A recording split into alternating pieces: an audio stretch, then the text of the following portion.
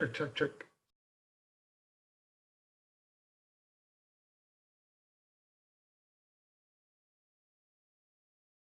What up, dude?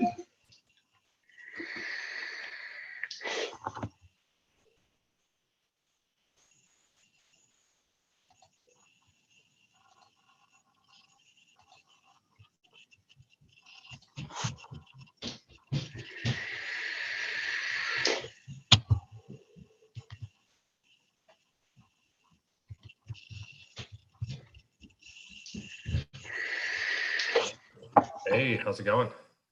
It's going good, dude. It's going good. Can you hear me all right? Yeah. Here. So, are you signed on to the labs? Can you log in? Are you part of the mod labs? Maybe. Do you have VIP access? I don't know. So this is my first time on.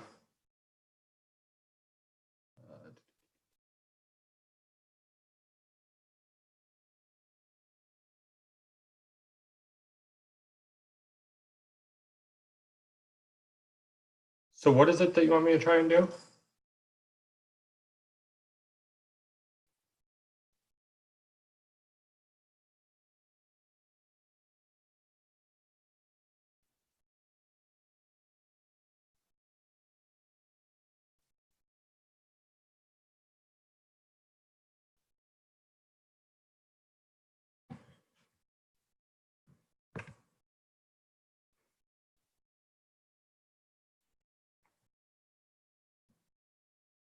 I have the kids. They're all over the place.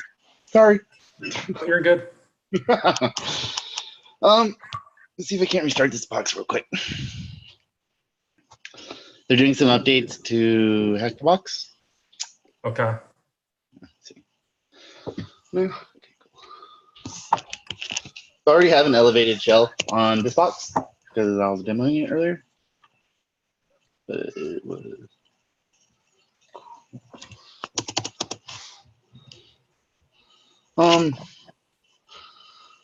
So you've never done it before. Can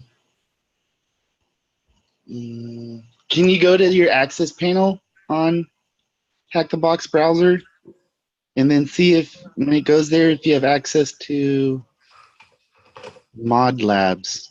Yeah, let me take a look here.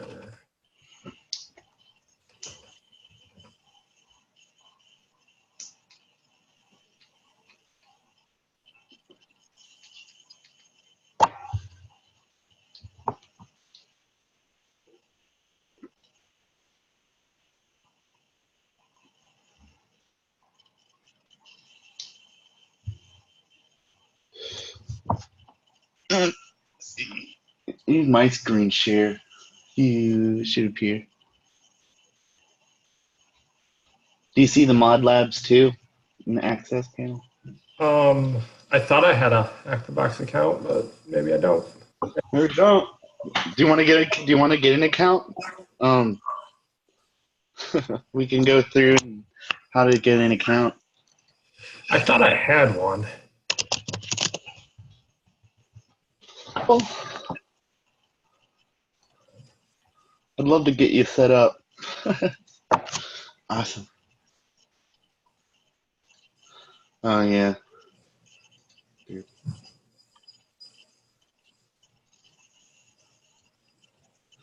So what do you do for a living? What's your thing? I do, and we had talked way back at the beginning, I do penetration testing and vulnerability assessments. Oh, cool. So, Oh, well, anyways, I remember now. All right. Well, the neat thing about this box was the web request options. Let's see if we can get one. Because you never really get a put option for web request. At least I've never really remembered using one. okay.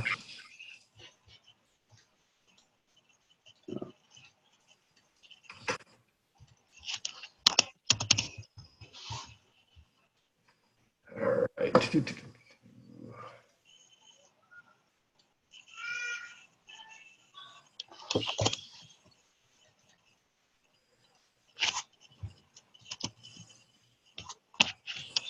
What?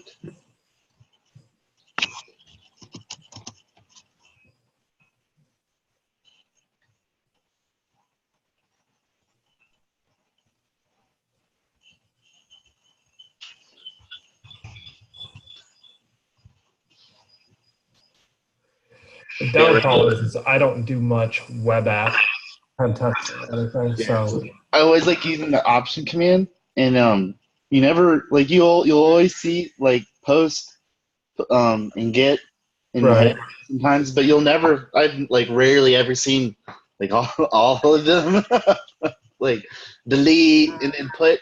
So what we do with this box is you'll use curl, and you can Yeah. use Vert, but I thought it was pretty neat to use curl. And you'll use curl to upload a file. And if you're on Kali, you can. There's a file called command something aspects. There it is. This right here. It's like the PHP backdoor, but it's for the ISS framework. And then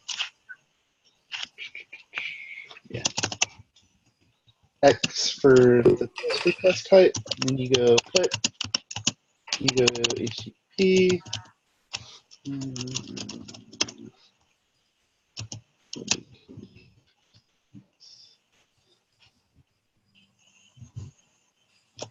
And text destination. The D switch stands for data, and there's another switch which is data binary, which is for moving over binaries. That's important. And text.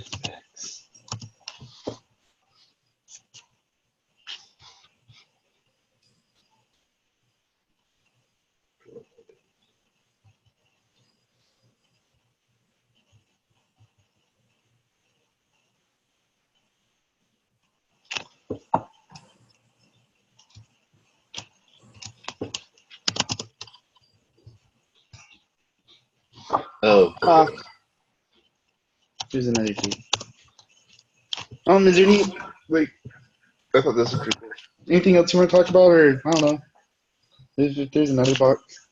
Netnom's Well, today. I'm trying to get the hack the box code real quick. Oh, cool.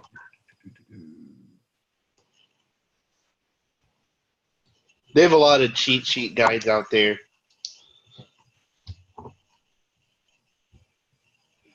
Yeah, I'm sure they do.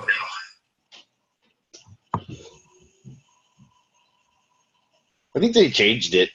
I'm not sure.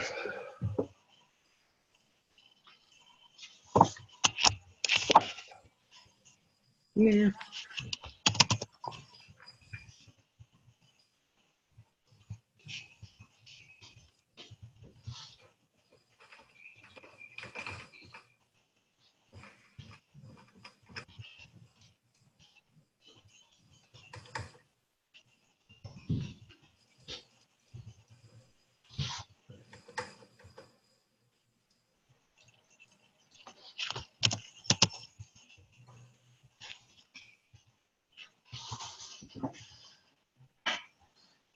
And with this box, when you upload the files, you have to upload them as text. Not really sure why. And then you got to do.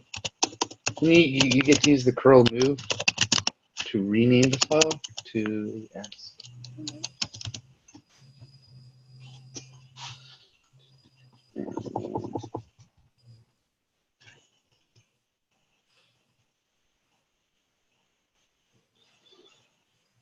Destination.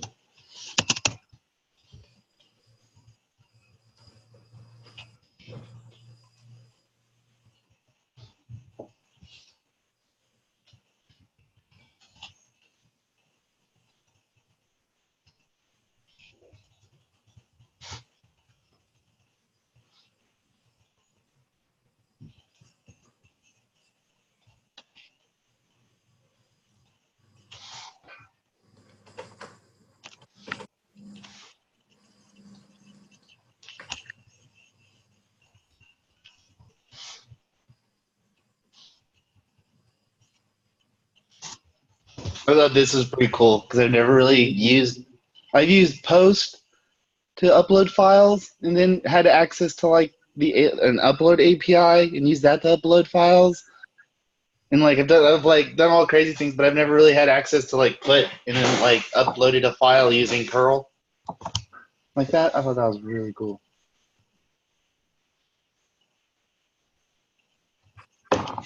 So which box is it that you've got currently?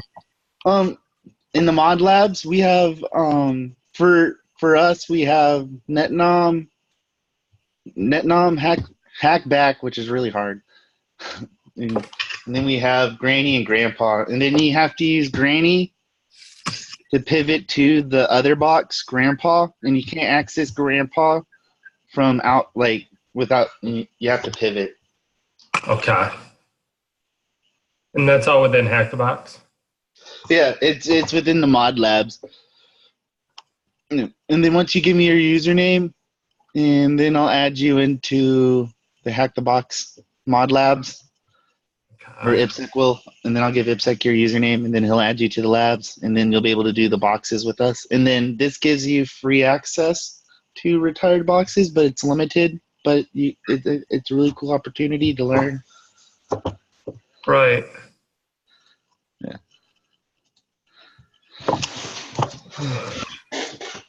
So what do you do like in a pen testing job? Like what tools do you use? It's a lot of stuff within Kali and Metasploit.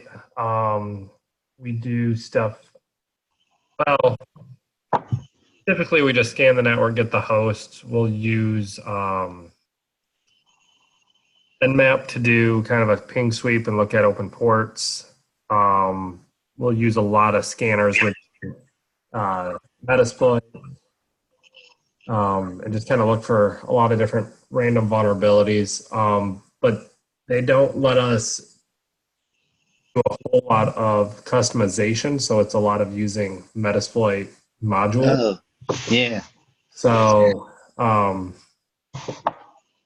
yeah, that's the downfall right now. But I think as we grow, that'll start to change a little bit. So what's your day to day? Like, let's say like a company like get like I don't know, like tell me, because I really don't know. And honestly, like I tried to apply for a pen testing job. I did a CTF, and then I couldn't participate the last day. But when I tapped out, I was third, and I was a high scorer. And then by the end of it, I was fourth. But like I was really, yeah. And Do you spend most of your time doing reports? Is that like the majority of the work? And then like no, because we've automated a lot of the reports over the last year and a half or so. We fill out, so while we're on site doing pen tests, we fill out this audit plan, and it generates the majority of the report for us. Oh, it only takes about 2 hours to actually write the report. What? Yeah, we've got. That's not cool. I thought it'd be more than that, dude. Like, you thought it'd be a lot of report writing? Hell yeah, because that's all they fucking talk about. For real. Well, and it depends. I guess it kind of sometimes it takes a little bit longer if I find different vulnerabilities and I'm able to exploit different things. But majority of the time, I'd probably say 95% of the time, I get domain admin access. And the downfall that I dislike with our current company, we've only got like a handful of attack methods. You know, if MS17010 doesn't work and we don't get anything with WPAD and we can't boot a device to a, pull local admin hash or something to that effect. Two other options, and then you want some other options? What's that?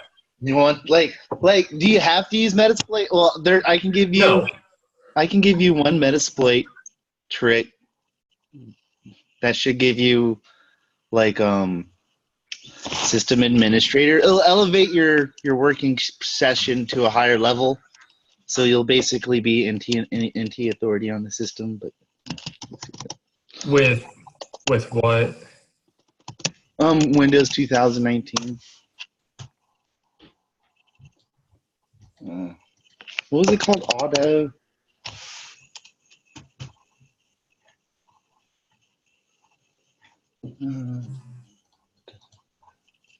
Which is partially why I wanted to start, kind of jumping onto these meetings. Yeah, the Windows boxes are really good. I typically, so this is how I think Hack the Box is kind of structured, but it's not always the case. If it's Linux, it's going to be web app, and like the majority of the hell will be web app. But you might get unlucky, and then there's different challenges for Linux. But most of the Windows boxes aren't CTF like, and it usually revolves around like using real world techniques to get into the box. Right. Arkham's really good. What was the box? It's maybe it was Sizzle.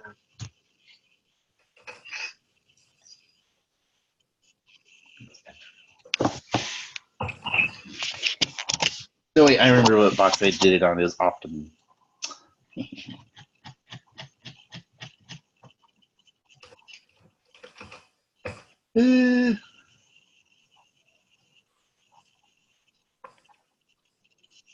Yeah, the app, this one, Task Scheduler.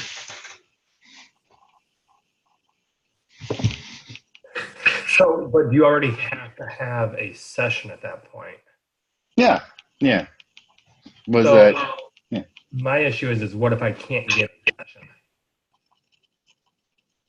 What if I can't get a shell on a workstation?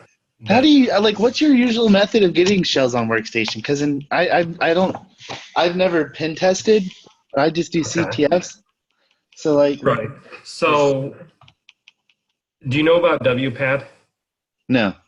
Right, so WPAD is it's web proxy auto discover. Essentially, when you do network resources or out to the internet, depending on how different things are configured, it will query DNS for a WPAD entry.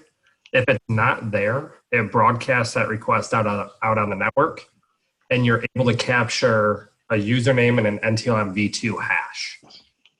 If you can relay it, you might get somewhere depending on certain things, or you can try cracking the hash and getting the user role access. Yeah, they have some tools for passing the hash. Right, so NTLM v2 hashes are salted, so you cannot do pass the hash with those. But if you're able to boot a workstation up to like a USB and pull the local admin hashes off, yeah, those are NTLM v2 right there. Yeah, that's that looked like with response stuff. You can potentially relay those, but they have to have admin access to do the relay. What's the tool? Yeah, WMI exec pi. Yeah. So that's an NTLM hash. Yeah. And that first section right there is the username. Yeah. Well, that's. And this right here is the pass The first half is an empty hash. That's blank. Oh. The second half is the password. So if you wanted to do pass the hash, you put that empty hash in the front and then do the hash afterwards. If you wanted to crack it, you just need to take that second half from after the colon. That's an NTLM hash. You can crack that with like John the Ripper or Hashcat or something to that effect.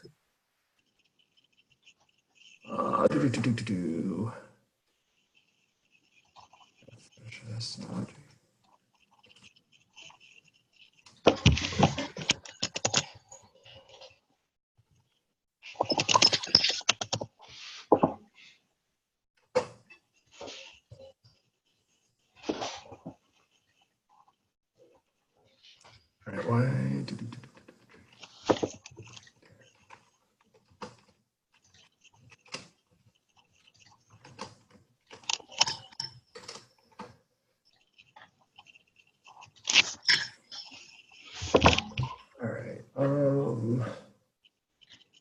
So do you use emails, or do you just how do you even get into the network? Because it seems like getting in the network is the hardest part. Is that part of the job?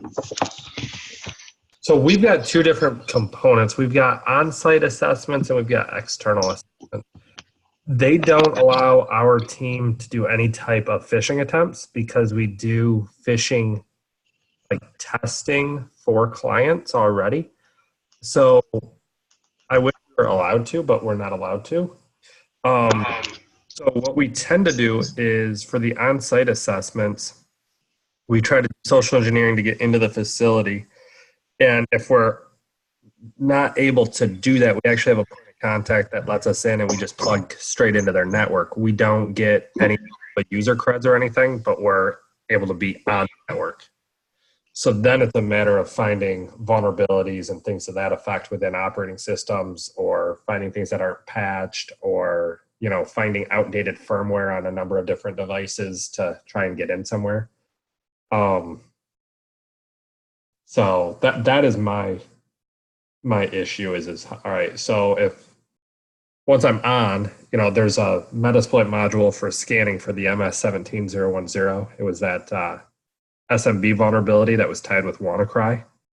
But if that's not there and I'm not getting anything with WPAD picking up hashes that way, sometimes I'll run like WPAD like responder? Yeah. Oh, really? Yeah. I use responder. Responder goes hand in hand with the WPAD. Okay. Is responder like deprecated now, and then WPAD's like the new thing, or? So WPAD is the protocol itself. Okay. That's running, and responder is the tool that's picking up that vulnerability. Oh, nice. Is what that is. Hmm.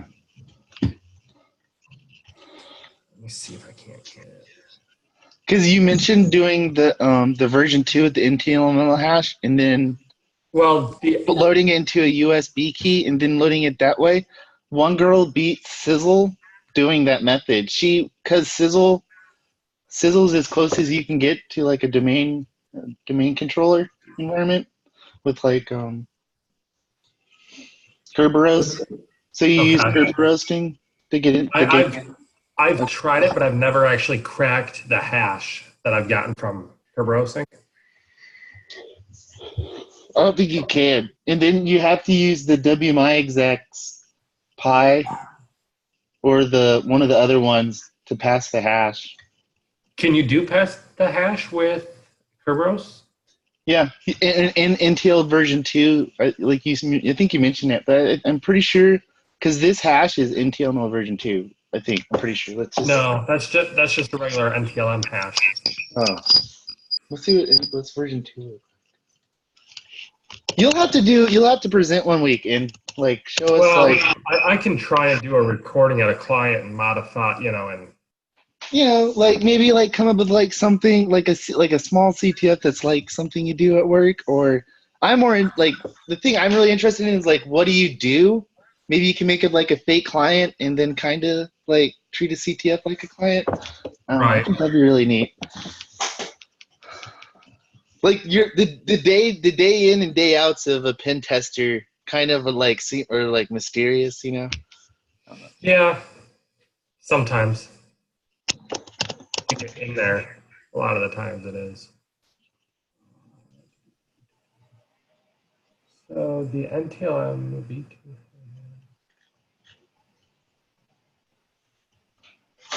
You're trying to see what it looks like. Yeah, because you said there's a salt. Is the salt added to it at the bottom? Yeah. So let me see. I think I've got one. Huh. I can give you screen share. Well, hang on just a second. Let me see.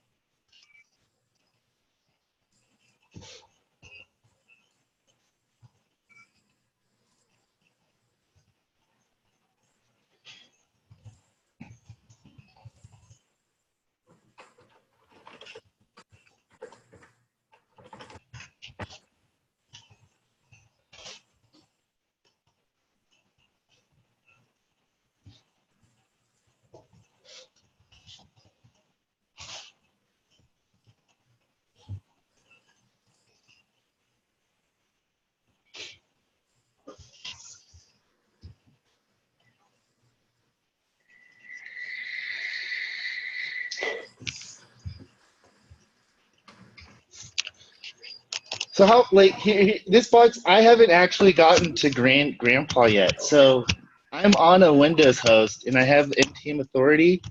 How would I connect to grandpa? So you're on a system. I'm on one system and we need to get to grandpa. And they're both Windows. Do you know if there's an IP address for grandpa? Do you know what Yeah, that is? it's the 10.10.14. Can you see my screen? Yep. Yeah. Do you know It's that address. Do you know what open ports there are on it? Let's see if we can scan. See if we can from the outside.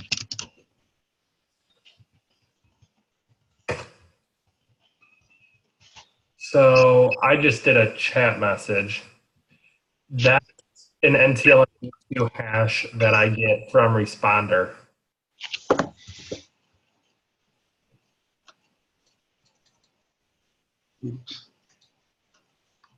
Where's the darn bots? I have to go down to the bottom and click chat. And then Zoom. Yeah, I see it.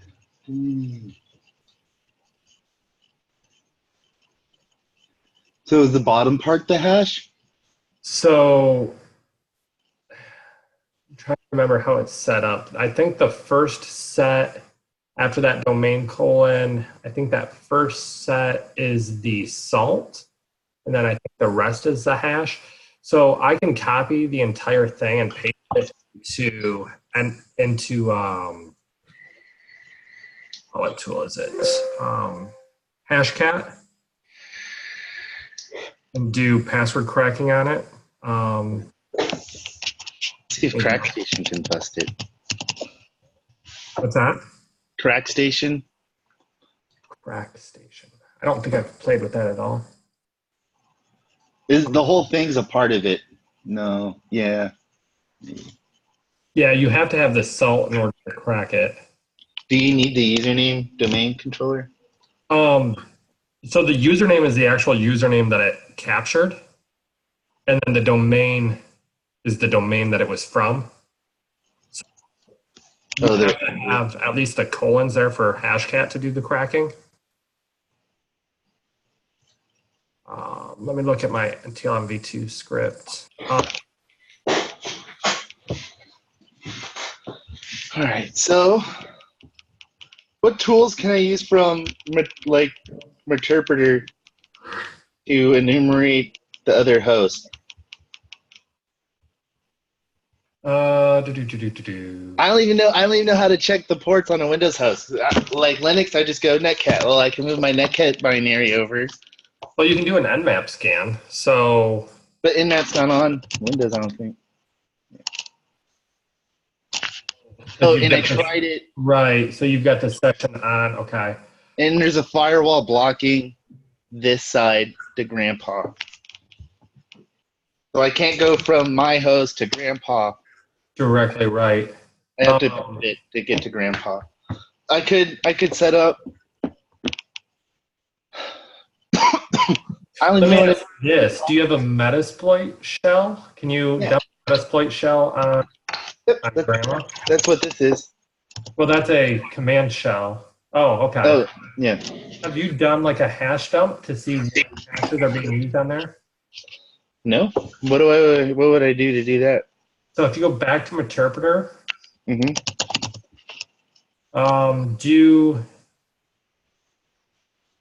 use space incognito. You got a slash in there.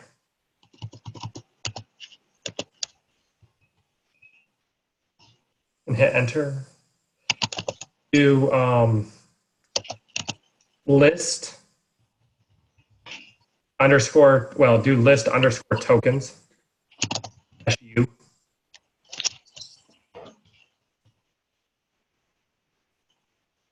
All right, so there's a granny slash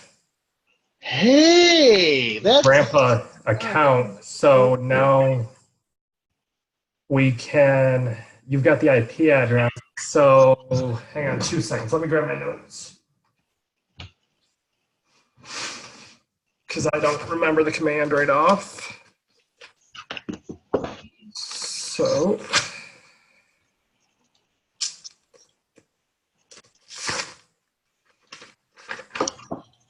so you could do add underscore user Oh yeah, add underscore user. space whatever username you want, and then you got to do whatever you want your password to be, and then do space -h. You got to do a dash. Oh, H, and then the IP address of, and then hit enter.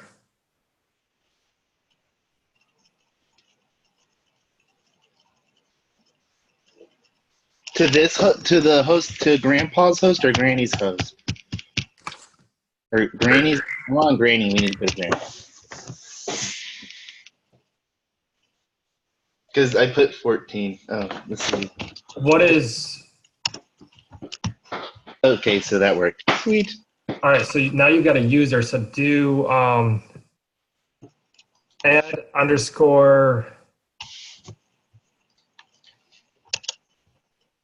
And well, add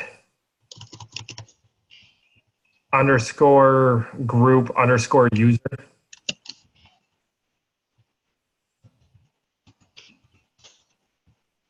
No, you're going to need a underscore underneath of between user, group and user. All right, and then after user, you're going to want to do chicken PW.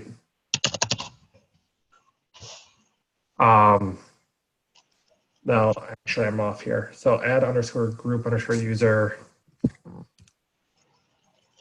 Is it administrator or administrators as a group? Straighters. Okay, we've got to do that. I'm off here. We've got to do that before the user account. Oh, let's see. You've got to do the administrators before you put in your. Oh. And then I think it's, so add underscore group User. underscore user. Group. And then User. no, do user. And then do, you're right, do user. And then quotes, administrators. And then end your quote, and then do your username. And then you have to do space -h, and then the IP address of, so it would be 15, right? Yeah. That's the one we're trying to pivot to? Oh, no, it's the one we're on. No? It's the one we're on? Okay. All right, so that didn't work. Okay. Or did it? It's lagging. Hanging up's good. Because up above, where did we successfully added the user account to 15. 15 is the one where you're currently on, right? Yeah.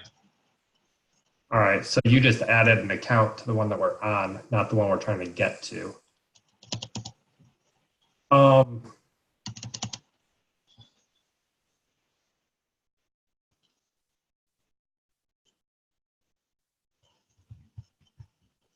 think we tried that, and it timed out, I guess. Yeah. If there was a firewall blocking us. Yeah.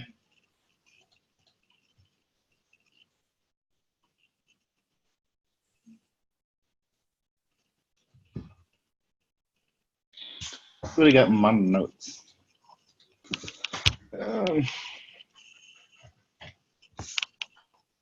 Let's see what next got.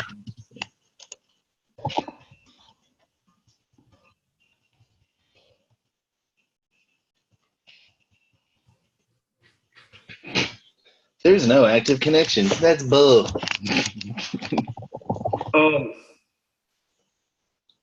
Guess we are. But look at this. And 1, 2.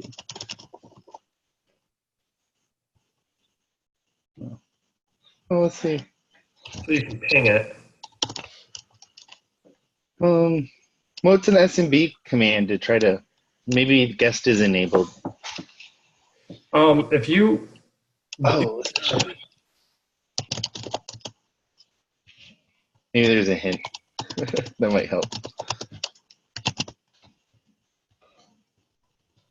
I wish this was.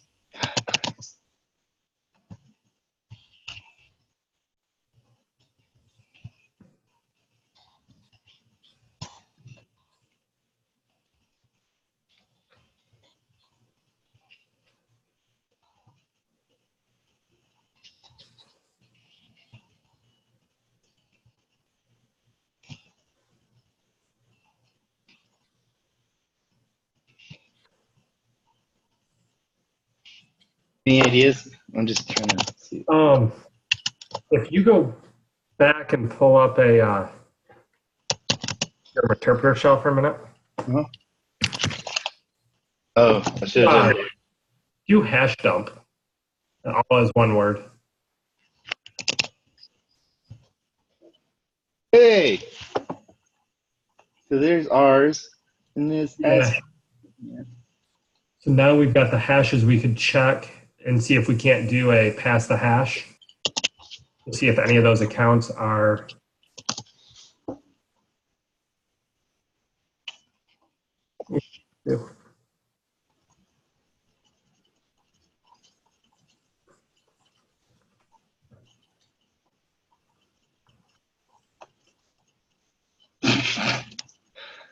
That's frustrating. Can you, Never been. were you able to get to your chat window or no? Yeah. Can you copy all of that into your chat window? Sure. I can do that.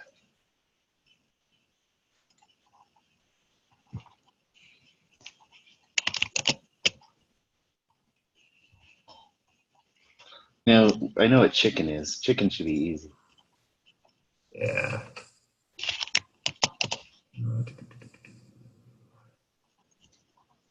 Yeah.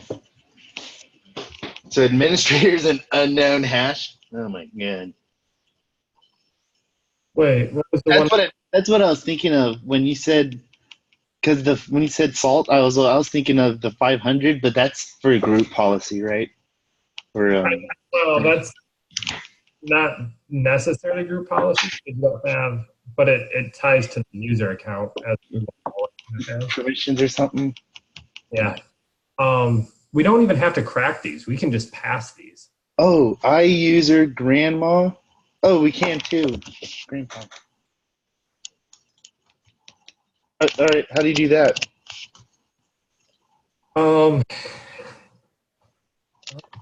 Like in a Windows environment without our cool tools. You can do crack map exec. Let me see if I can't pull up the command here.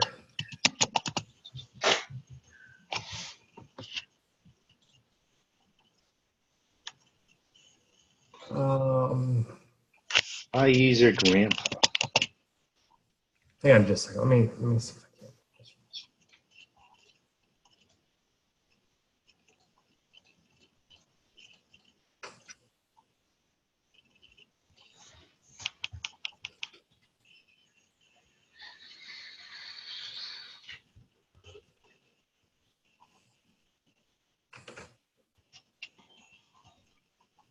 Hey, got into hack the box finally.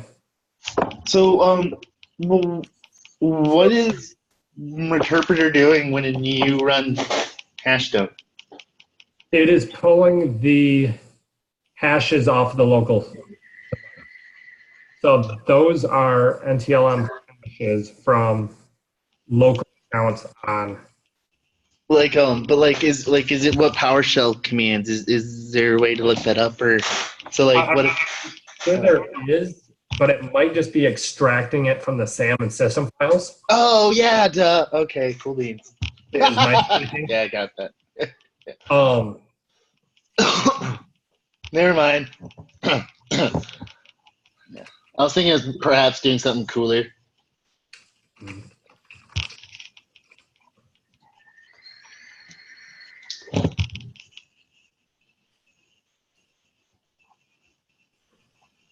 Support might be nice.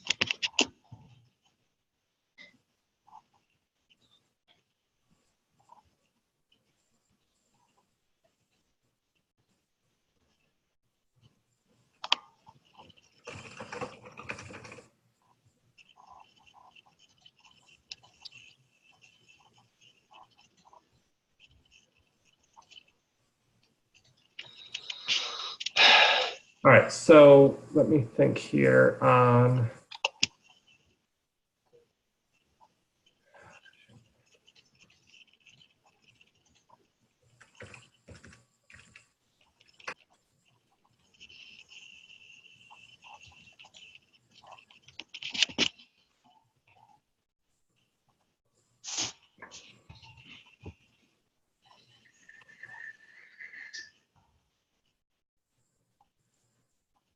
All right, so I've got a hack the box account. Oh. Oh. Oh. Well, guest is enabled. Yeah. Let's take a look. Let's try. Indeed, log on. So from Kaylee, from a different terminal, is there any way? Hang on. I have a lot of, yeah, I mean, you just named the tool. I have it. Track map exec. I think you might be able to just say track map exec. Map? Map, yeah. Yeah, EC. Here you go. Let's use this one.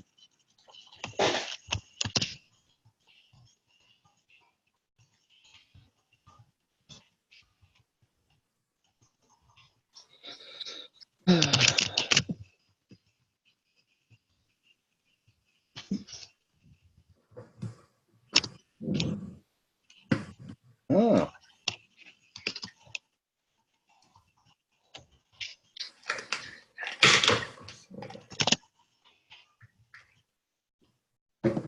Ah, Christ. Gun zip.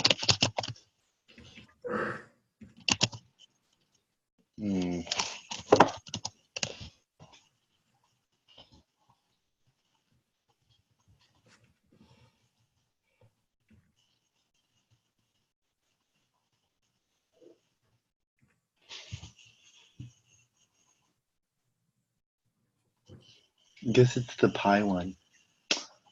Oh, look, I used it in Sizzle. Oh yeah, so yeah, let's try this out. This is. I think, okay, I'm pretty excited now. All right, cool. Dash copy.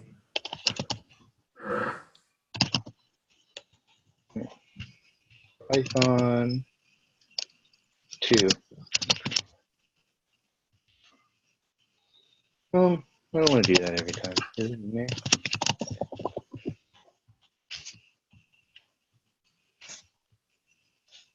Okay. So Go ahead. can I request control for just a second? Yeah.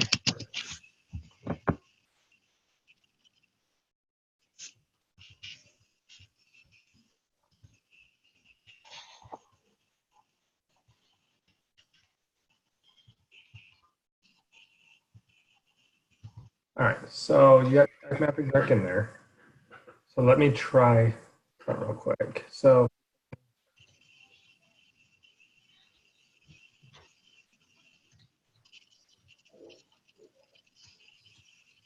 what just happened?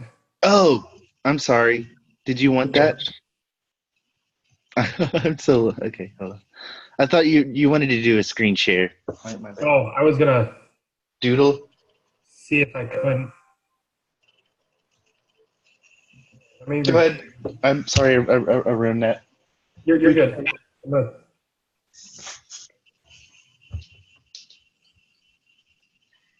it's not letting me. I thought I could request control, like something in, but it doesn't look like it's working. Oh, that's creepy. What's creepy? You're controlling my mouse. Was that you? Yeah.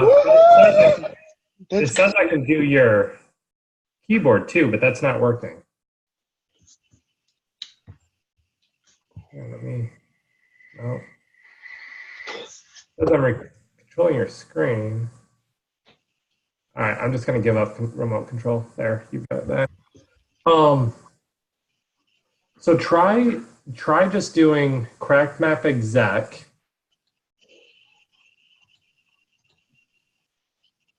Craftman. Yeah, okay. Hang on a second. I'm going to try one more thing. I think I used this. I think I've I'm going used to it. request control once more here. If you hack my computer, leave my notes alone. I need those. It doesn't look like it's even letting me do anything. Well, Am I doing something on a different screen? well, you could be. Okay. Can you interact with the VMware? Can you No. have control? No, and I don't see your other screen. When you were saying like leave my notes alone, I don't even see that. Oh, I meant my file system. Oh, yeah. All right, I'm gonna give up control because I bet you it's going to Windows, but it's not letting me do anything with VMware. Yeah. Okay. All right, if we go back to the terminal there, if we do crack map exec, and then we do -u, and let's grab one of the users from that list. And then we do dash, say it's capital H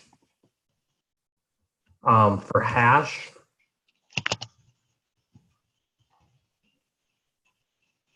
That. Wait, no. So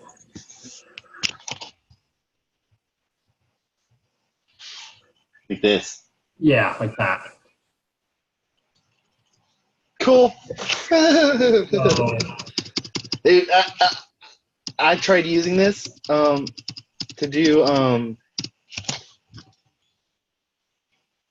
sizzle, but it was giving me a hard time, and I just kind of like threw my arms out and was like, "I'm not in hell." what is 103? Oh, that's the address of the other box we're on. Yeah. Okay. Do you want me to go to 15 or 14? Oh yeah, we want to go to 15, right? Which host are we currently on? We're currently on 15, right? We got to go to 14. Is this this is my local computer. Let's just see if it'll get us to. It shouldn't get us to 14. So let's try. But we can log on as administrator with the administrator.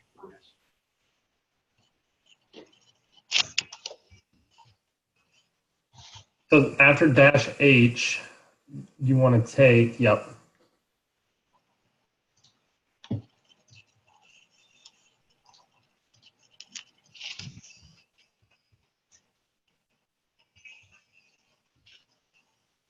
And then see if that does anything.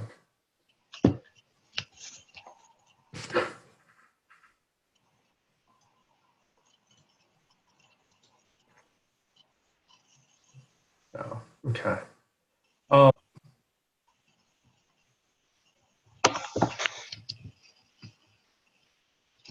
So 15, Grandpa. if you do an if config, what's our actual IP? My IP's on a different subnet than this, but if we go to the shell,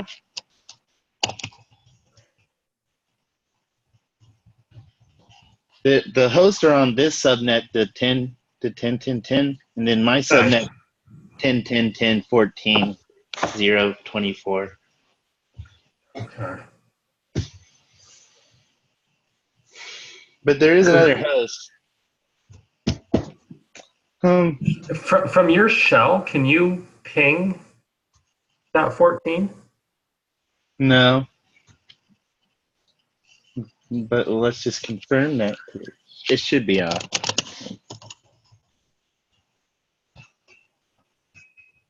No. Okay. All right. So that actually gets rid of the pass the hash option from. Is there a way? There's a way to tunnel with Metasploit. So if we could tunnel in the local host, then I think that would solve a lot of our problems. We could upload Chisel. We could upload a Chisel, and then we could port forward to the local host. But because then we could pass the hash. So I'd want to use 44, 45, right? So What is 45? yeah, so SMB is not open. Oh man, let's see if we can connect out with an SMB. So if I host so I want to move Chisel over. So, okay. Connector.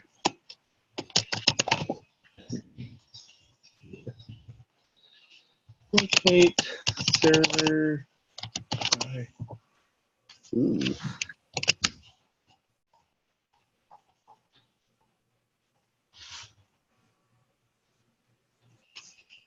How many people do you normally have on these calls? Well, it's more popular when I have a special guest. Oh, okay. And I told everybody to show up at 8, so I'm planning on Doing it all over again at 8. today. But if nobody shows up to that, but there should be people showing up to that. This is just me kind of like coming on and doing something for you, so you could Appreciate that. W. That's what I wanted. That was really cool. Since you're like a real life pen tester, like that's the job I want. Where do you live? Like Georgia. I applied to rendition, and I was really close to the CTF. I've done a lot of CTFs, but like I haven't done the CTF like they had set up. So it was me versus 8 competitors. And then my initial instinct was to screw everybody because I think I got pretty quick.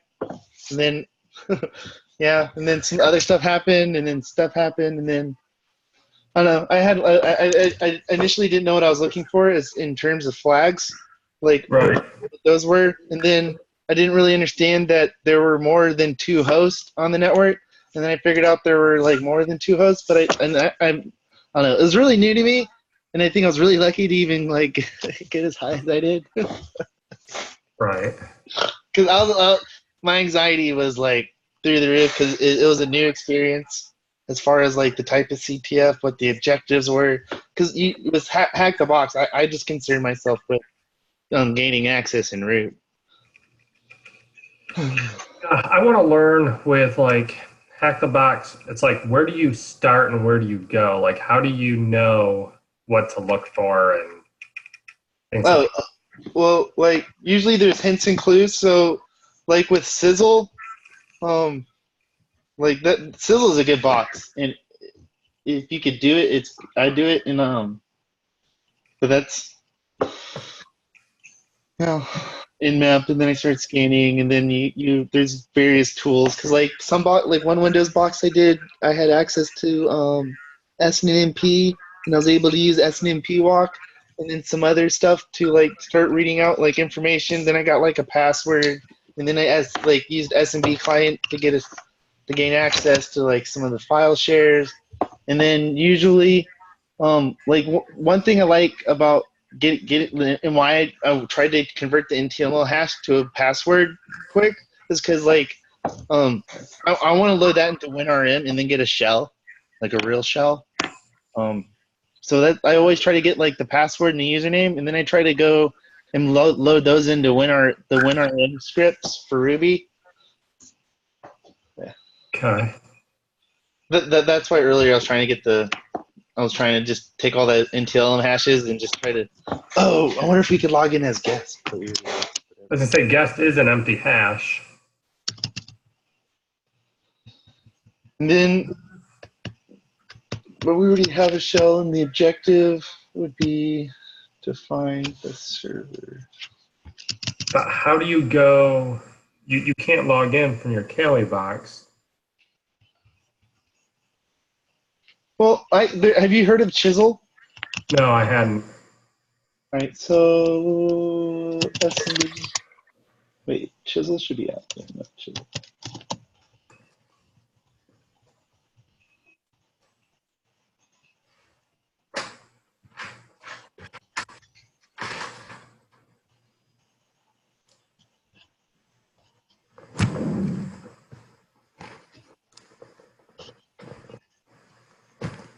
So this is Chisel. This is really cool. So this allows you to do port forwarding in like a Windows environment. So that's what I've been using in a lot of boxes. That's how like I port forwarded in like Arkham, Sizzle, like almost all of the Windows boxes I've been using Chisel. Because like in Sizzle, when you scan the box, the port 8080 is not open, so you have to use Chisel to like pivot inside there and then gain access to the local host. Okay. Hey, you mentioned inside of Hack the Box to see if I had access to a group. Yeah, so you go to Access in the left-hand panels, Okay. and then you'll see a bunch of lists of like certificates you can use for the VPNs and which VPN you can log in. One of them should say like Mod 2 Labs, and you can also tell. I should be sharing my whole screen. Do you see my website? No, I only see your Kali VM.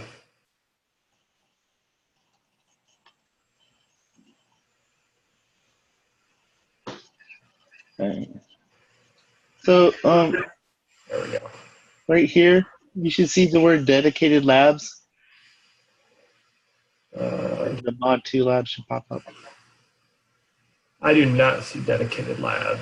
Cool. Just DM me in our Slack channel your username, and then I will get you added. Okay. And then this is what we have in our mod labs right now. And these labs are owned by like IPSec, so like be respectful. So you might be on him, so don't like constantly. I don't know. But he literally gain access to his labs to do like our demos and stuff. Thank you.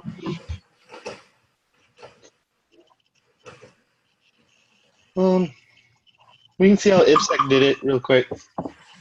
Okay. And so, like, I doubt IPSec uploaded Chisel. Let's see what IPSec did.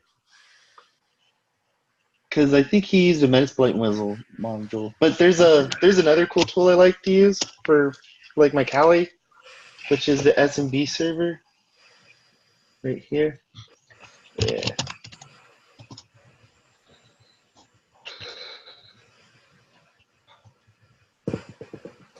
Have you used the SMB server? No, there's a lot that I haven't used before.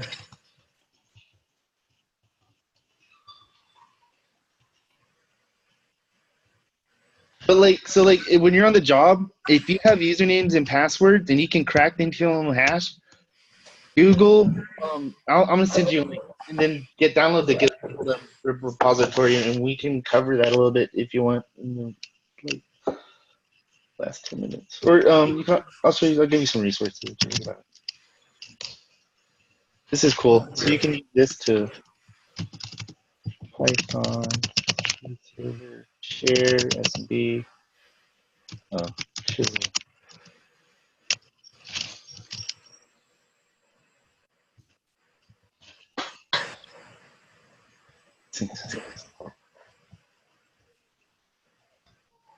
There we go. So that now we can go on this thing, and then we can use the chisel. Oh wait, we named the share SMG. No, chisel. Share. No, chisel.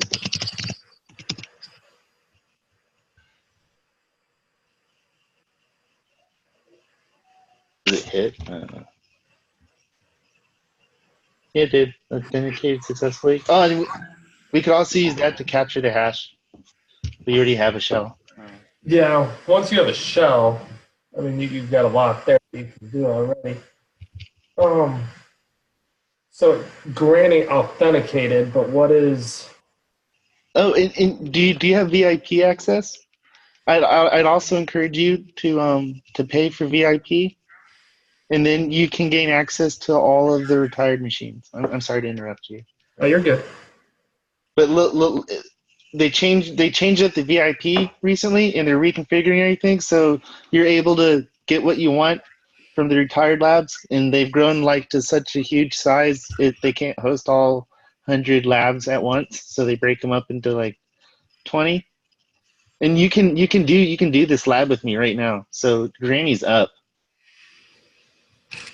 and Grandpa, I think they should be. So when I click on VIP, I don't get. I'm assuming it's because I don't pay for them. Yeah, but if you did pay for it, you could do all the labs, and then like I think since you do like real pen testing, it'd be really cool like just to do all the Windows boxes and learn a bunch of cool new.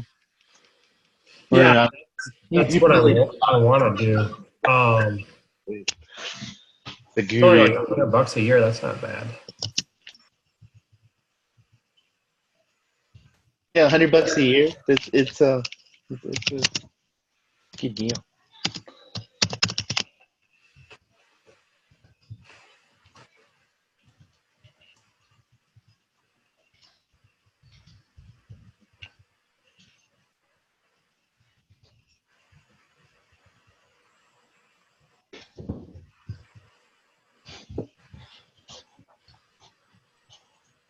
Well, €100 anyway. Well, I think it's 130 when it converts over to. Yeah, it's like 113 or something currently. Chisel. Yeah. Yay, it hits again, and it will download this time. Let's just see how IPSec. So where do you like reside? Are you in the U.S. or are you somewhere? Yeah, I live in Georgia.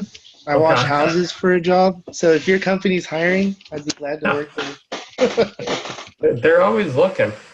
I'll have to harass some people. So this is why I can't in-map Grandpa. I did what IPSec did, and he turned off. He turned it off. And he did what? So Just about pivoting. So let's do Do you get my audio? yeah. the exploit, which is IIS WebDAV SE storage.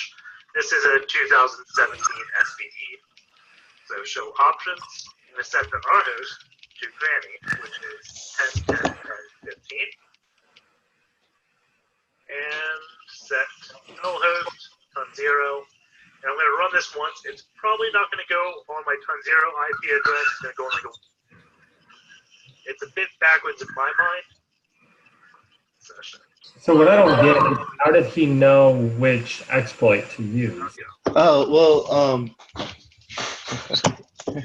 because when the box owner, well, he's IPSec for one, so he's been doing this for like 15 years. And when the box get retired, he reads the guides, and then he does it. Right. Well, that's all fine and dandy, but somebody doing it without the guides, how would they? What would they scan? Oh, live painstaking enumeration.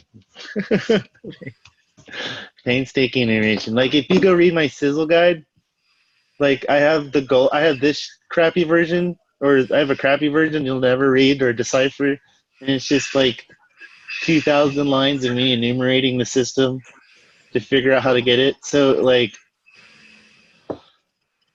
the commands I've run through, I've run through almost every single Windows command you could find to try to gain access to NTLMO hashes and figure out who the users are. And then I think at some point I uploaded Bloodhound and I used that to figure out like how the permissions were set up in the environment. And then when I figured out that, I was able to change like I want to say somebody's password or something. And then I used that to log into that user through WinRM. And then I had to compile because like apparently Windows has been doing a really good job with Windows Defender. So you can't use like the MS Venom pre-compiled binaries, and you can't use anything that's compiled by Visual Studio for DLLs, or no, for like the binary. I don't know why. So I want to say, did I compile it in Go? I think I ended up compiling. Yeah, I compiled Mimikatz in Go to get it to run in Windows and bypass Windows Defender. And like, dear God, I spent a month doing this box, and it was just me, fucking obsessively doing it. I had to learn all this, and I bugged OXDF, and I think I bugged the person who made the box about how I'm supposed to like compile Mimikatz to work. I think I bugged OXDF a lot, and then I went to his website and I read like guides on how to compile things. His website's huge, and it basically covers everything.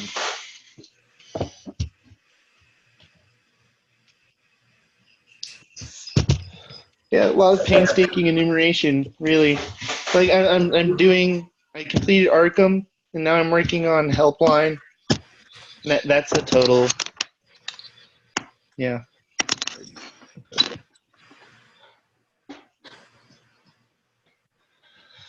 Yeah.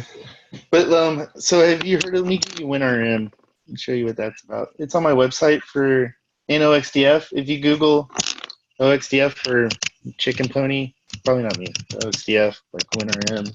Well, I was able to get your website up.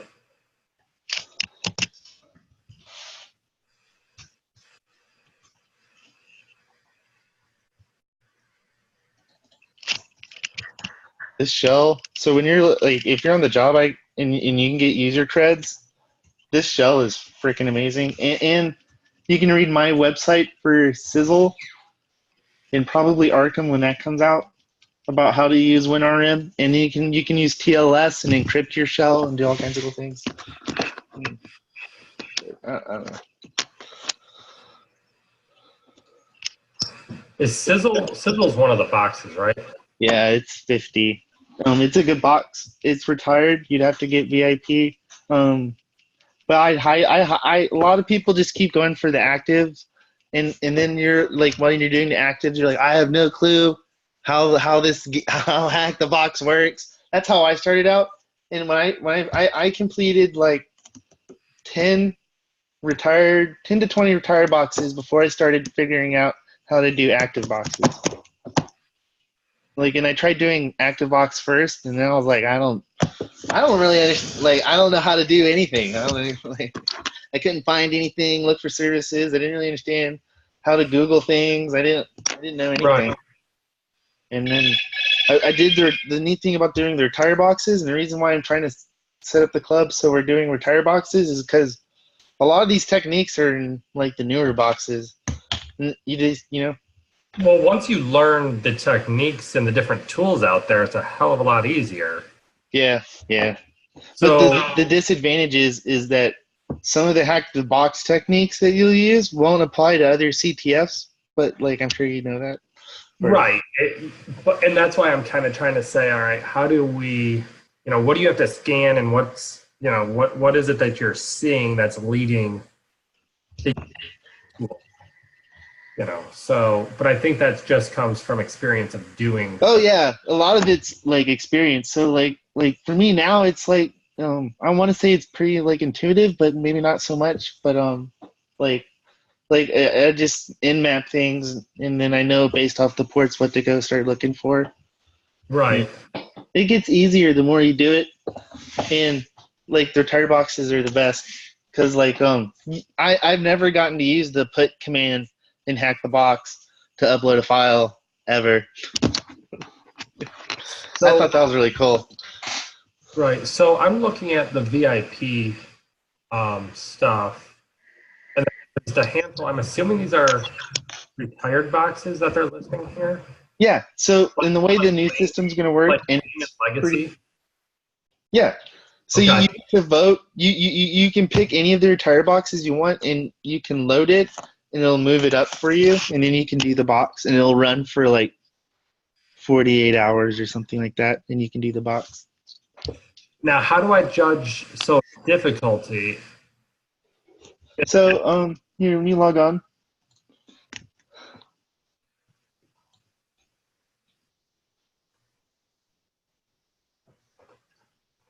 I'll show you. So let's go to the time.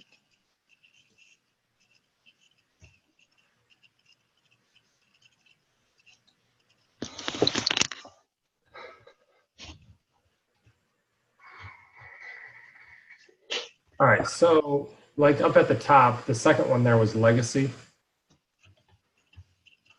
Yeah. So when you just look at this and see the difficulty right here, Yep. the more in the green, the easier it is. And usually the more people you see get like the little number, that's the number of people who've owned it. And the redder it is, That's more difficult. the way more difficult. And then like some boxes just like it's just one red bar at the end, and it's just like 100 people have ever tried to do it. But there's a lot of boxes, and I really like them all except for teacher. Why like teacher? Cause You didn't do well with it. no, it was a real CTF box. Let me just say that it was just mean. Okay. You should go try to do it if you get VIP. Like, go try to do it blind. You like, where are the creds? I understand this is a CTF and the creds are somewhere, but we're in this large large web directory are the creds. And I spent 3 days enumerating a web directory, looking through all the freaking files, and oh my god. Anyways, rotten hell. So I'm just trying to see here. So if I select legacy, If you select legacy, it should tell you the point system. And I like the new way the boxes are enumerated. So when you rate a box, the rate matrix, you can rate it, and there's only 3 questions, but based on these 3 questions, they develop 5 parameters for a box. nice. How would you start doing that box? Legacy, I'd start out with InMap, and then I would do a quick. Do you download the file? Is that what you do to start No, it? you go to the access panel over here, and you'll notice it'll list all the VPNs you can play in. All right, hang on just a second. So I've got 2. Yeah, you should have access to free US. So I don't currently have ModLab. Yeah, and you will when IPSec adds you. I can't add you to it. Okay, so I select whichever one I want. I'd recommend the US just because it's closer. Okay, and then I click generate. Is that what I do? Yeah, you click switch to that VPN. Regenerate connected package, and you don't do that every time, because every time you do that, it resets everything. So then you just go to download connection, and then that downloads you in your download directory. And I don't move it because that's become a pain in the ass. Hang on, real quick. So download connection. So back on Hack the Box. Where were you going? So you said you generate, and then you do something from there. Yeah.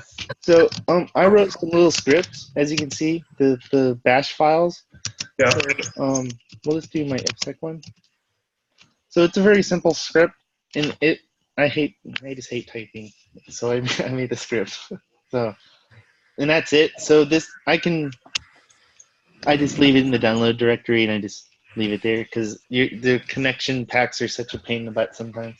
So you're clicking on the connection path to download. Yeah, and then it downloads, and then you just run this something similar to this. Okay. And then when you go there, does it download all of the boxes? No, and then it opens a VPN connection, which gives you access to the network that hosts all the Okay. labs, and the labs are set up in like a large network in a container environment. All right. And then you just access the boxes or challenges.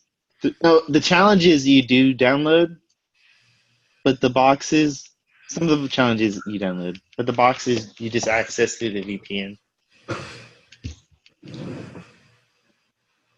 Okay.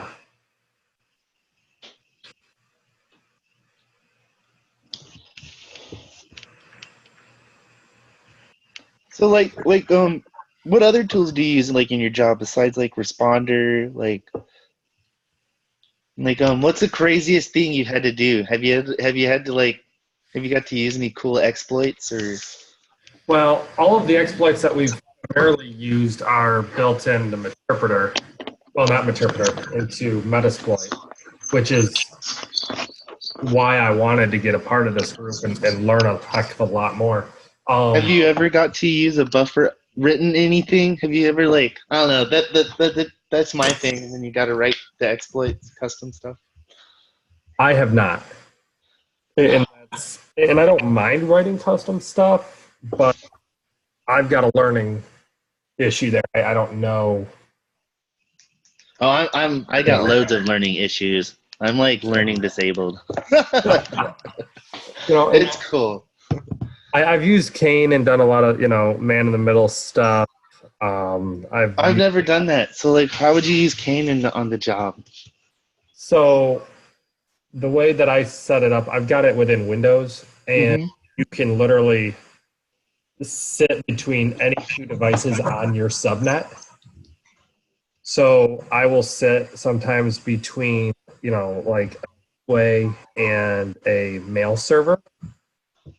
And sometimes I'll capture hashes there. That's so cool. I will sit between workstations and different servers on occasion in order to track. How do you pivot yourself in such a way that you sit between these devices? Are these the so it's passing along on the network.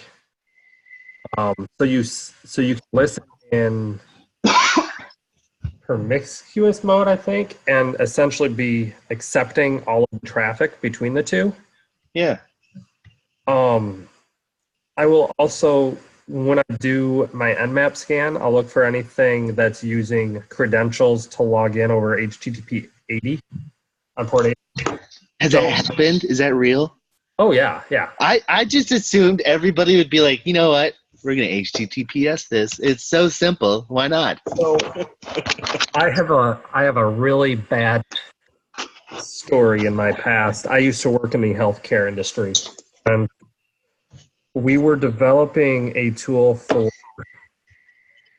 user access, and it was going to be a web application, and people would be able to log into it in order to request access to different applications, and then that would get routed to the application owners, and they would set everything up, and the credentials would be sent to the managers. I had a security brain and said, hey, everyone's logging in with their Active Directory credentials. We need to secure this. And my boss, who was a director at the time, said, no, we don't. It's only internal traffic.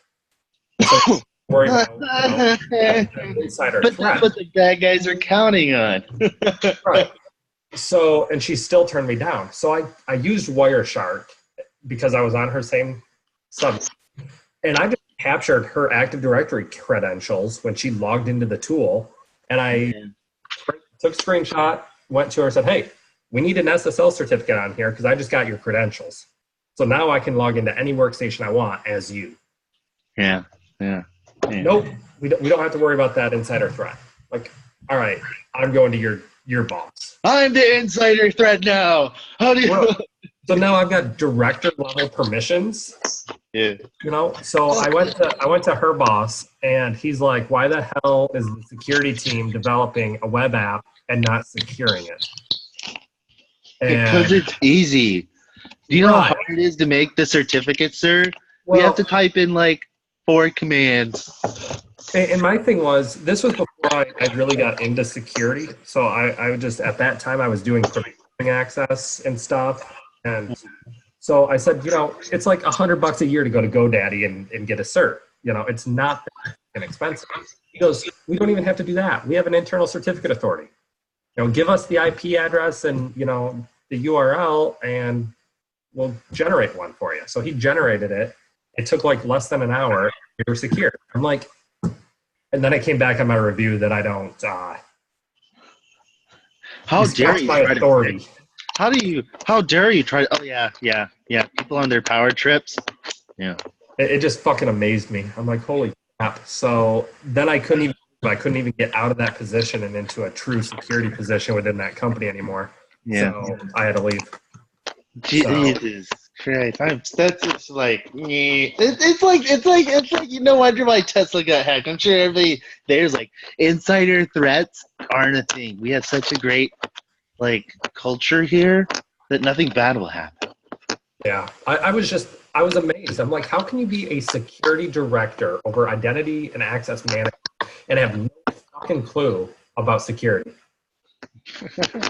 And then I just saw the other day that she got hired into another company as like a really high security director, and I'm like, have you seen Chernobyl? Have you seen Chernobyl? yeah, but it's been a while. Well, go watch the miniseries. Go watch the miniseries on HBO. And you'll Okay. think, oh, that makes sense. I don't know. Because people get into managerial positions for their people experience, not so much their technical. So, Right, which is fine if you listen to the concerns of your employees. well, the technical people, yeah, they're supposed to be more, yeah. But when you're saying, oh no, we don't have to worry about that, clearly you do. So, all right, so back to Granny and Grandpa here. We should see what IPSec did.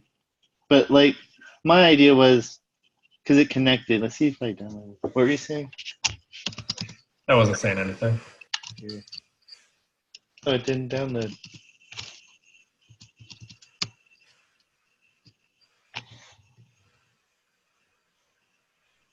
You were trying to download it to...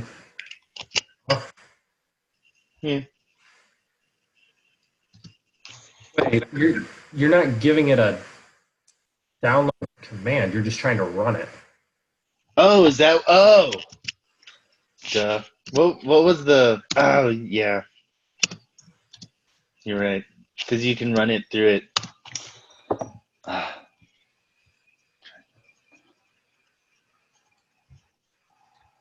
I'm still very much new. It's all good. We all make, you know, little things. So. S&D. What if you do?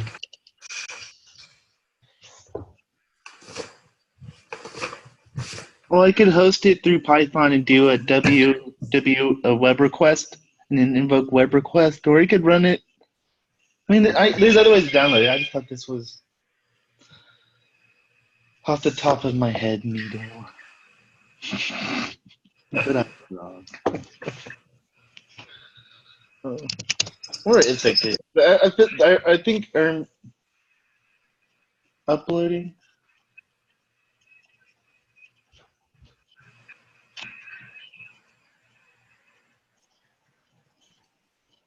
So let me ask you something with this group. Are you thinking you're going to primarily do this every Saturday? I mean, About every Saturday. It runs every Saturday.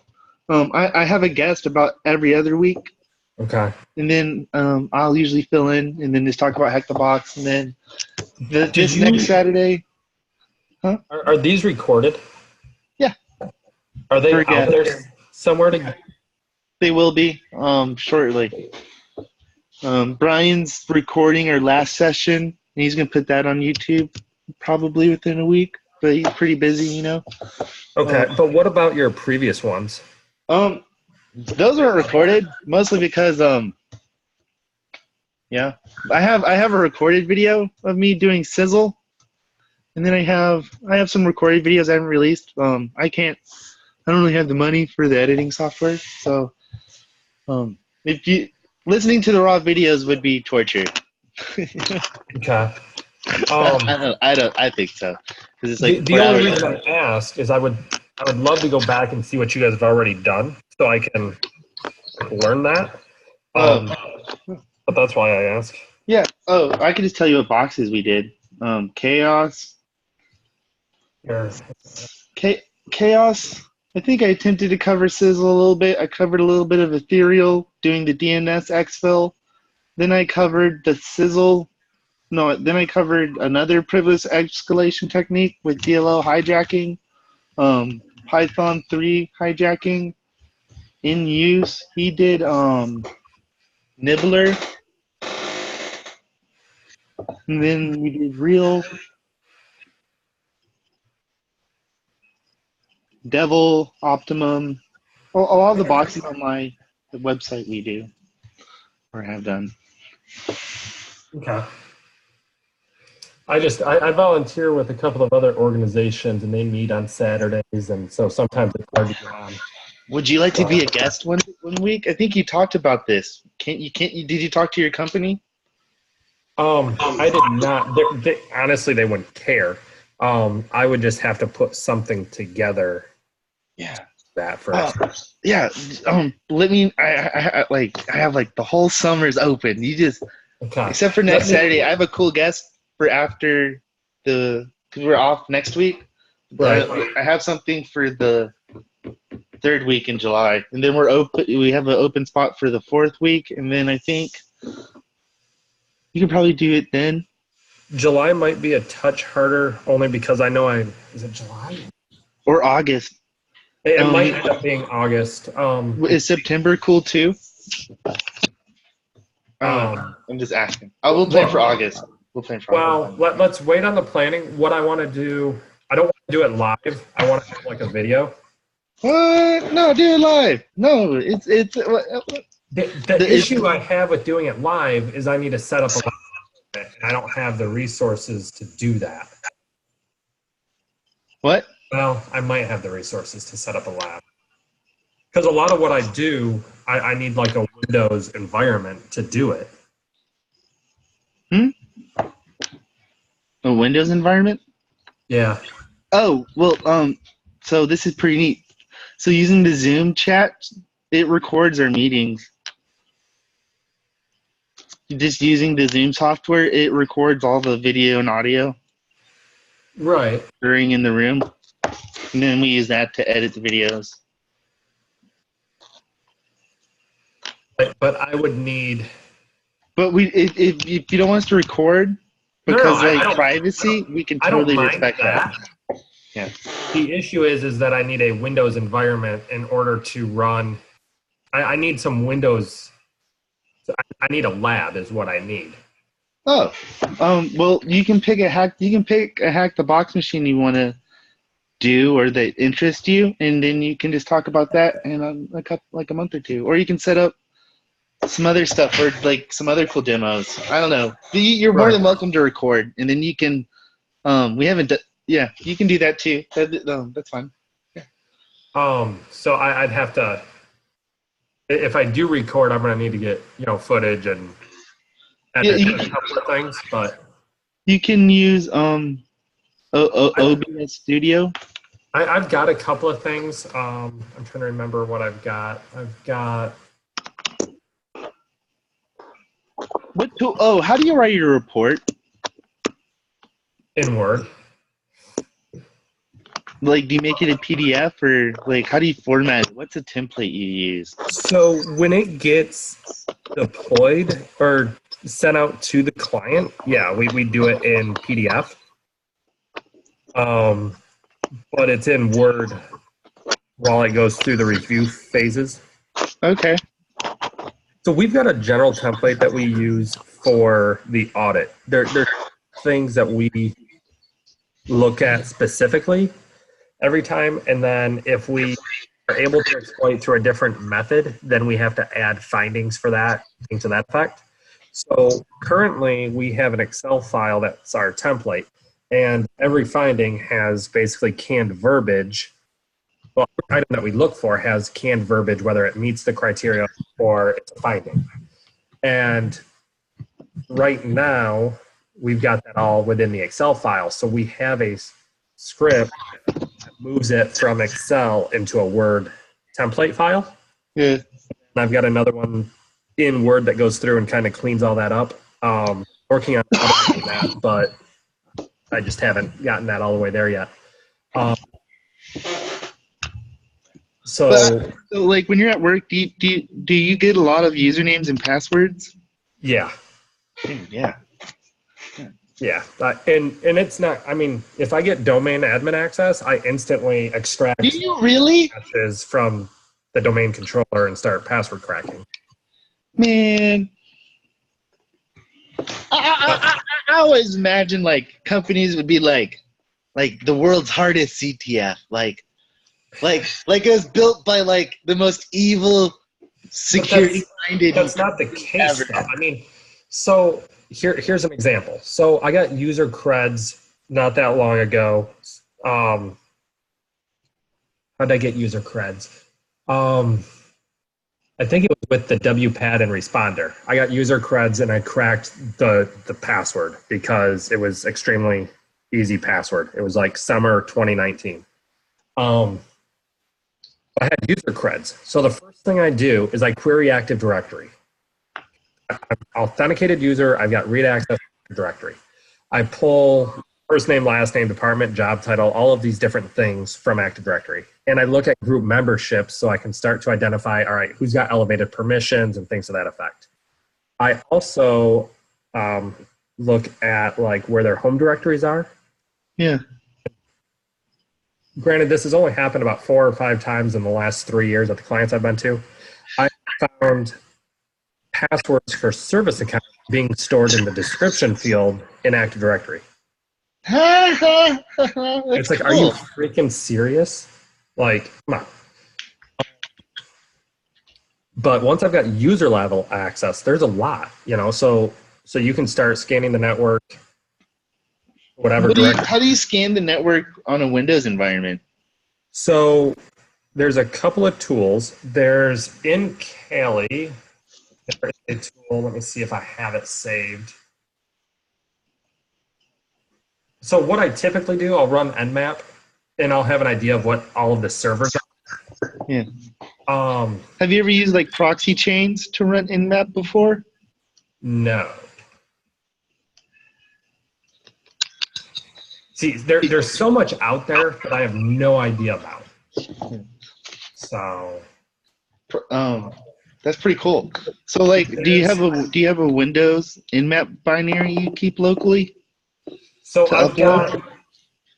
So yes and no. So yes, the answer is yes. I've got an Nmap script that I run on my Windows. So I've got my laptop that I take on site with me, but I also have a Kali VM. So I do a lot of stuff directly out of Kali. Called runfinger-.pi. Sounds familiar. One of the scripts, and then let's see if I can't find the other one. Fingerprint? Oh no. What is the Python script?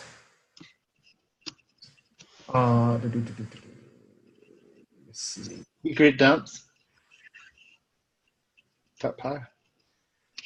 Well, secret dumps I've used once I get user level access, I'll use that to dump hashes off of workstations as well. So that's another thing. If I get user creds, I will do SMB login. It's a Metasploit module Mm-hmm. to see if that account has local admin access on any workstations. Yeah, yeah. If they do, I typically will try to pull a interpreter shell, or a interpreter shell. Yeah. And see what I can find there. If I can dump any creds, when we looked at run incognito, and we dumped. Yeah, that was cool. I've done that before. So say I get local admin access on a box that has a domain admin or somebody with elevated permissions has logged into, you point it to a domain controller and plant an account on the domain controller by impersonating the token administrator. I've looked at that before. Like using PowerSploit or PowerView type stuff? Well, once you have an interpreter shell within incognito, Mm-hmm. it will automatically try to utilize the tokens of any impersonation tokens that are available, and you can try and plant an account on whatever device you want. So if you're successful planting an account on the domain controller, you can typically plant it and add it to the domain admins group. Dude, that's pretty cool. Like, I really want a chance to be in like a real network and just the ultimate hacker rush, you know? Right. One of the other things, do you know much about ILOs? I've never heard of what's ILOs. All right, so Okay, give me 1 second. I'm sorry. you're good.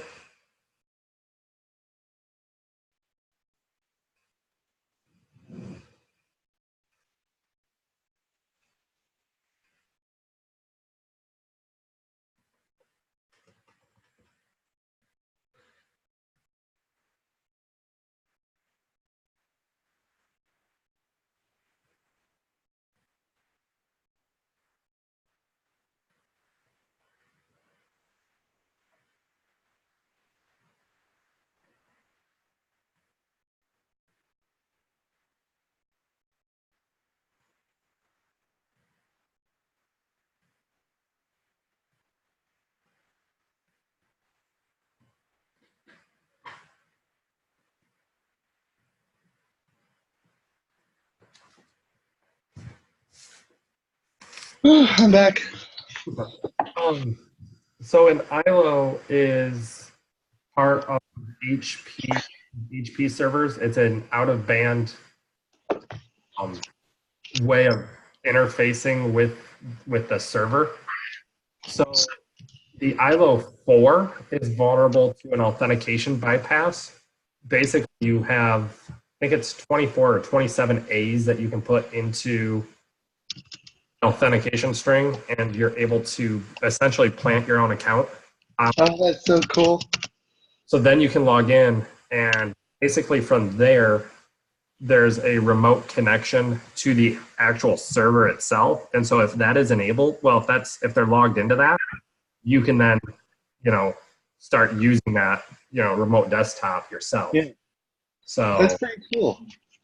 there's a lot of those kind of things. It's like, all right, in real life, and that's why I'm curious with Hack the Box is how different is Hack the Box from real world scenarios. But from what I've heard, it's pretty close, but it's just not at scale. Right, but Hack the Box allows you to learn the different tools and techniques needed. Yeah. You see More in the real world, you know how to respond. Yeah, that's true. I actually have to get ready to run. I've got a couple things I got to do, and Cool. I appreciate talking to you, and then I look forward to you giving a presentation, and I will bug you about it. yeah, that's cool. What I'll try and do, I've got some software for recording, so what I'll end up doing at first, I'll probably record and do a little bit of video editing on some of it, because I will have to blank out a few things here and there. like domain names and things to that effect. Last week we had 10 people. So, Okay. yeah, I'm not quite as popular. I think it's awesome, and I've wanted to join, but I've just been so busy that it's just finding the time. And that's why I was like, all right, are the videos recorded somewhere? Because I travel, it comes down to almost every other week. I travel, I want to say 3 weeks. Yeah, it'll be 3 weeks in July that I'm traveling. So, it's just kind of one of those things. It's IPSIC's 2-year anniversary, and he's opened a Patreon, and you can download all 200 gigabytes of his videos for like $2. IPSIC. Okay. Yeah. So, doing all his videos and then getting VIP access, and then doing all their tired Windows machines, and I feel like you'll know a lot more. And you may end up using like Metasploit less and just I would honestly love to use Metasploit less, just because those exploits are out there and antivirus is really starting to pick up on some of them. So yeah. a lot of the payloads I have to turn around and run through like veil evasion. Yeah. In order to put a unique wrapper on it so that I can get around it. So For Arkham, I had to use some archaic compiler to bypass AV. To compile the binary to execute. It was so archaic. It was so old and archaic. The antivirus is like, I don't know what the hell this is, but okay. Right. So, yeah. So I shot you in. I got all your texts. I sent you the username. Mm-hmm. You sent me something else. Delaria one. Yeah. I don't know why. I don't know why. That was a username I used to use way back in the day when I played like Diablo. Okay, I'm just, as long as it's not like diarrhea or I don't know, delaria. Delaria one. I don't know. I don't know. It's not bad. No judgments here. Chicken pony, Pinkie Pie. I can't judge you. Where did Pinkie Pie come from? What? Oh, my daughters love My Little Ponies, and I started watching it, and then I became a fan of My Little Ponies. So, yeah. Okay. All right. Well, awesome. You said you're not meeting next week because of the 4th, so you're thinking the 13th. Yeah, and then we'll have a special guest on the 14th. Are you meeting Saturday and Sunday, or are you just meeting Sunday? We're just meeting Saturday on the 14th or the 15th. I talked to Tony or at TJ_null. Okay. Tony Blue. He's gonna be our guest, and he's gonna demo some stuff. And he's a pen tester too. I don't know. He's pretty cool, and he contributes a lot to NetSet Focus. And then he'll be on in August. Okay. Well, any other questions or anything, or I was just trying to figure out everything. Is when he does his on, I think it's the 13th. Is he doing it at 2? Yeah, I think or 2. Well, I haven't really decided what's better for everybody because my work's kind of iffy, and so I might end up I get Saturdays off always, and I might have to work. So it depends, really. But I try to do it at 2, but it may end up at 8. But what's better for you? What do you prefer? Honestly, it's kind of hard. So my wife works Saturdays, so when I work, so doing it during the day is better for me because she's done at work and I don't have to worry about it. But she also knows that I've been wanting to do this, and so she's like, if you've got a meeting you want to go to, just go to it. So so she's got Sunday, Mondays off. So like this evening, we're going north to go relax for the weekend. So she gets out, she'll be home at 6, and we're headed north. So I don't have internet access or cell service up there. So So how did you find your first pen testing job? Like through a referral, or did you? I had a friend that worked for the company, so I was actually volunteering through my church doing some sound stuff, and he was doing IT work for the church, Mm-hmm. and he was doing pen testing, and so he's like, "Hey, we're looking for people. Are you interested?" And I was working on a degree in cybersecurity at that time, and I'm like, "Well, I've got no real world experience, but I've got some knowledge of Kali and Metasploit and understanding that framework." And he goes, "Yeah, teach you the rest of that a little bit, so." Oh yeah, dude, that is so I got freaking pulled in. cool. But yeah, we'll definitely talk, and maybe it's something that I could possibly get you into. Do it live. It's not that bad. Last week was really good, and we'll be posting that video up soon. And everybody really seemed to enjoy that. So, When you post it, are you sharing that on the page somewhere? it will be posted on the BreakSec YouTube page, and then I will share it publicly. And I'll probably DM you. Okay.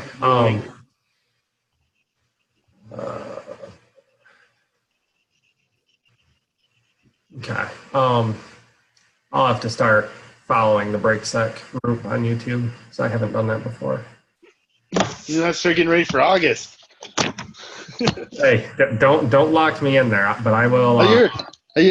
Oh, that's when I'll start bugging you again. Is August? Okay. There'll be like a lull, and then I'll start bringing you back. You'll be like, "Gosh, go away! I have to go on now." He started calling my home phone number. Well, I don't have a home phone number, so it's all right. Oh yeah, no, well, nobody has those anymore. But, yeah, It's so cool. All right, dude. All right, man. Thanks for your time. Thank you for your time. Yeah, I'll talk to you later. Mhm. Bye. Bye.